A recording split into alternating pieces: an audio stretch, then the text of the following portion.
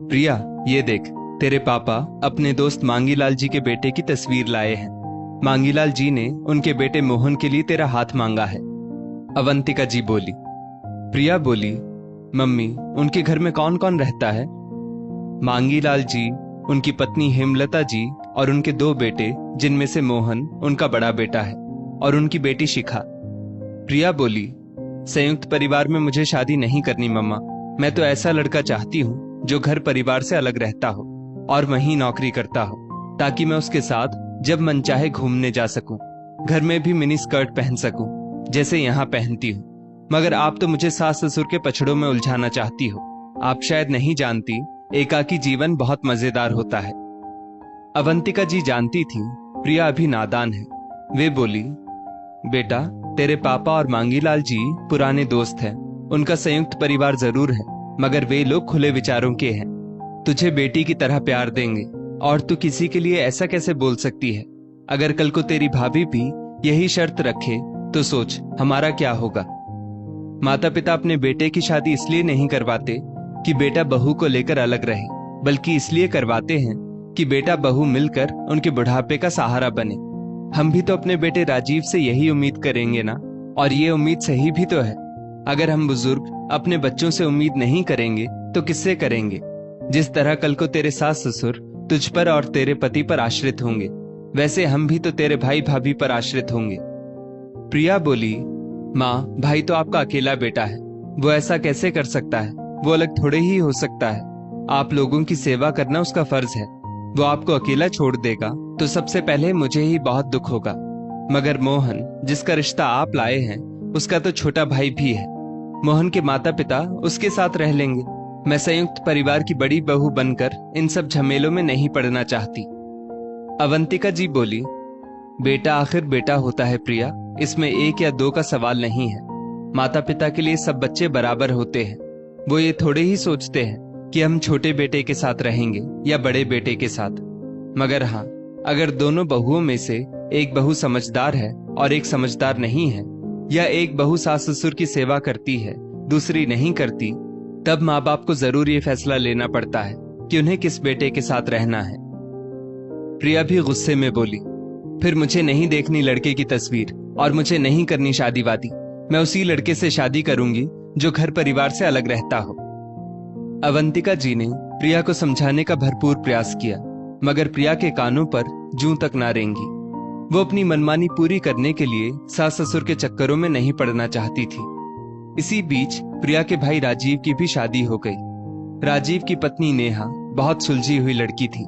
उसके आते ही परिवार में खुशियां छा गई। नेहा परिवार का खूब अच्छे से ध्यान रखती। अवंतिका जी प्रिया से बोली, देख, तेरी भाभी भी तो तेरी ही उम्र की है, मगर उसने पूरे परिवार को कैसे अपना लिया है।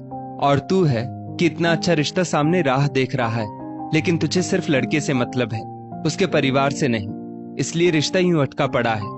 कल को मोहन की तो दूसरी जगह बात चल जाएगी, मगर हमें इतने जान पहचान वाले लोग शायद दोबारा ना मिल पाए। प्रिया के पिता मनोहर जी भी तहे दिल से चाहते थे कि उनकी बेटी का रिश्ता मोहन से पक्का हो जाए, मगर प्रिया किसी की भी बात सुनने को तैयार ही नहीं थी। उसके सिर पर तो एक ही भूत सवार था कि वो सास ससुर देवर ननद वाले परिवार में शादी नहीं करेगी। उसे तो ऐसा लड़का चाहिए था जो अपने घर से दूर कहीं अलग शहर में नौकरी करता हो, ताकि वो आजादी की जिंदगी बसर कर सके। थोड़े दिनों बाद मनोहर जी घर आकर अवंतिका जी से बोले, मोहन की नौकरी चंडीगढ़ लग गई है, शायद लड़के को हमेशा के लिए चंडीगढ़ जाना पड़े। अवंतिका जी बोली, अरे ये तो बहुत अच्छी बात है, अब शायद प्रिया इस रिश्ते के लिए हाँ कर दे। प्रिया को जैसे ही पता चला कि लड़का अपने परिवार से दूर रहेगा और उसको भी तो वहीं रहना पड़ेगा जहां उसका पति रहेगा, तब प्रिया बोली, अब मैं लड़के की तस्वीर देखने को तैयार हूं पापा। प्रिया ने आज मोहन की तस्वीर देखी तो देखती ही रह गई। लंबा ऊंचा कद, गोरा चिट्टा रंग, मोहन देखने में राजकुमार से कम नहीं था। प्रिया ने शादी के लिए हाँ कर दी। अवंतिका जी मनोहर जी को मीठा खिलाकर बोली, मुंह मीठा करो, आपकी लड़की को लड़का पसंद है, मगर हाँ, थोड़ी ही मिठाई खाना, आपको मीठा खाने की मनाही है। जानते हैं ना, आपको शुगर की बीमारी है। मनोहर जी बोले, अरे भाग्यवान, आज प्रिया ने इतनी अच्छी खबर दी है कि मन कर रहा है पूरी मिठाई का डब्बा ही खा लूं। सच में अगर ये डायबिटीज ना होती तो आज तो सारी मिठाई मैंने ही खा जानी थी। मेरी बेटी का रिश्ता मेरे दोस्त के घर हो जाए, यही ख्वाहिश थी मेरी, जो आज प्रिया ने पूरी कर दी। मैं ये खबर मांगीलाल को देकर आता हूँ। बोलकर मनोहर जी लड्डू से भरा डिब्बा लेकर मांगीलाल जी के घर पहुंचे और सबका मुंह मीठा करवाया। मोहन प्रिया को पहले एक शादी में देख चुका था, तभी उसने प्रिया को पसंद कर लिया था। ये बात उसने प्रिया को अपनी सुहागरात के दिन बताई। प्रिया भी सोचने लगी, मैं भी कितनी पागल हूँ, बगल में छोरा और शहर में ढिंडोरा। पापा कब से मोहन से शादी करने को मेरे पीछे पड़े थे, मगर मैं इस शादी के लिए तैयार ना थी। प्रिया और मोहन की पहली रात थी। वो दोनों एक दूसरे के आगोश में खो गए। प्रिया दूसरे दिन मोहन से बोली, हमें चंडीगढ़ कब जाना है? मोहन बोला, चंडीगढ़ क्यों? प्रिया बोली, तुम्हारी नई नौकरी चंडीगढ़ लगी है ना?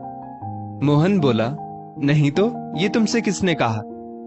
प्रिया को कुछ समझ नहीं आ रहा था। अचानक उसे अपने मम्मी पापा पर शक हुआ। वो भागकर कमरे में गई और अपने पापा को फोन लगाकर बोली, पापा, आपने मुझसे झूठ बोला था ना? आपने बोला था मोहन अब नौकरी के चलते चंडीगढ़ रहेगा। पापा, आपको शर्म नहीं आई?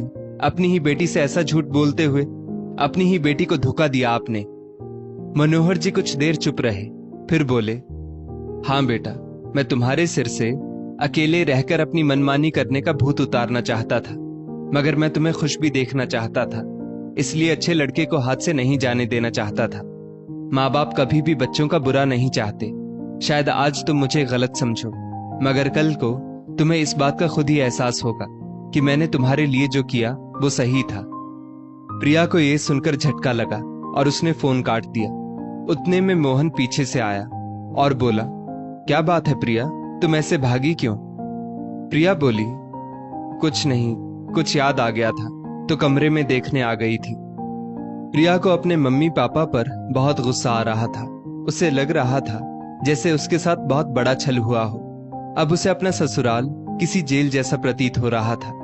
प्रिया रसोई में पहुंची तो सास हेमलता जी चाय नाश्ता बना रही थी। प्रिया बोली, लाइए मम्मी जी, मैं कर देती हूँ। हेमलता जी बोली, अरे नहीं, अभी तो ब्याह कर आई हो, अभी तो हाथ की मेहंदी भी नहीं उतरी तुम्हारी। तुम्हारे पापा जी ने तुम दोनों की 2 दिन बाद की शिमला की टिकट करवा दी है। जाओ घूम आओ। और हाँ, मोहन ने नौकरी से 1 महीने की छुट्टी ली हुई है, इसलिए जल्दी वापस मत आना। बेटा, शादी के बाद यही दिन एक लड़की के लिए बहुत खास होते हैं, इन्हें बेकार मत होने देना, खूब मजे करना। प्रिया खुश हो गई और जाने की तैयारी में लग गई। प्रिया ने अपनी पसंद के सारे शॉर्ट कपड़े ले लिए जो वो पहनने को लाई थी। प्रिया ने सोचा, वैसे भी अब घर में आकर वही साड़ी पहननी होगी, इसलिए जी भर के शिमला में मजे कराओ, वरना बाद में मौका मिले ना मिले और थोड़े दिन के लिए इस ससुराल की जेल से आजाद होने का मौका भी मिल जाएगा। प्रिया अब भी अपने माँ पापा से बात नहीं करती थी। वो इस तरह उसके साथ किए गए छल की वजह से उनसे नाराज थी। शिमला में 1 महीने की छुट्टी कैसे बीती पता ही ना चला, बस रोमांस और रोमांस ही था। प्रिया और मोहन वापस आकर अपनी अपनी नौकरी पर लग गए। प्रिया ने शिमला से आकर जब अपने सारे कपड़े मशीन में धोने डाले तो हेमलता जी बोली, बहू, तुम ऐसे कपड़े पहनती हो? प्रिया एक पल को डर गई, फिर धीरे से बोली, हाँ मम्मी जी, आप फिक्र मत करो, शिमला घूमने गई थी इसलिए वहां पहने थे, मगर यहाँ तो साड़ी सूट ही पहनूंगी। हेमलता जी बोली, अरे बेटा, तू भी ना कैसी बातें करती है। जब मेरी बेटी शिखा घर में उसके हिसाब से कपड़े पहन सकती है तो तू क्यों नहीं? ये सुन प्रिया खुश होकर बोली, सच में मम्मी जी? प्रिया अब अपने हिसाब से उसके मनपसंद कपड़े पहनकर ससुराल में रहती है। कोई रोक टोक तो नहीं है। ऊपर से ऑफिस से जब थकी हारी आती है तो खाना भी बना हुआ मिलता है। भाई जैसे देवर और बहन जैसी ननद के साथ भी खूब जमती थी प्रिया की। पति मोहन भी खूब प्यार करता प्रिया से। प्रिया को अब धीरे धीरे समझ आ रहा था कि पापा सही कहते थे। आखिर ये उनके दोस्त का घर था, वो यहाँ के लोगों को जानते थे, तभी तो मेरी शादी यहाँ करवाने के लिए इतना बड़ा झूठ बोल गए। हेमलता जी और मांगीलाल जी के साथ आज प्रिया को 6 महीने बीत गए हैं और उन्होंने प्रिया को अपनी बेटी की तरह ही प्यार दिया। प्रिया, जो अब तक मनोहर जी से कम बात करती थी, आज फोन कर बोली, पापा, आप सच कहते थे, आज आपकी झूठ की वजह से मुझे इतना अच्छा परिवार और इतना अच्छा पति मिला है। मुझे यहाँ संयुक्त परिवार जैसा कभी महसूस नहीं हुआ। देवर ने भी भाई जैसा सम्मान दिया और शिखा मेरे लिए बहन से बढ़कर है। मैं कितना गलत सोचती थी कि एकाकी रहना ज्यादा मजेदार है। सच तो ये है कि अगर ससुराल अच्छा हो तो बहू भी बेटी बन जाती है। आज मनोहर जी के मन से एक झूठ का बोझ उतर चुका था। वो झूठ जो बेटी की भलाई के लिए था, मगर उन्हें डर था कि कहीं बेटी उनसे हमेशा के लिए रूठ ना जाए, जबकि वे जानते थे उन्होंने ये कदम बेटी की भलाई के लिए उठाया था। दोस्तों, माँ बाप कभी अपने बच्चों का बुरा नहीं चाहते। हाँ, कभी कभी बच्चों को समझाने के लिए उन्हें अलग अलग रास्तों का सहारा लेना पड़ता है। वे तो बस चाहते हैं बच्चों की भलाई। हाँ, बच्चों को ये बात बहुत बार देर से समझ में आती है। प्रिया की सोच गलत थी और मनोहर जी के पास उसे सही रास्ता दिखाने का कोई दूसरा उपाय ना था। इस स्टोरी को लेकर आपकी क्या राय है, नीचे कमेंट करके जरूर बताइएगा। और ऐसी ही और भी बेहतरीन वीडियोस के लिए हमारा पेज जरूर फॉलो करें। धन्यवाद।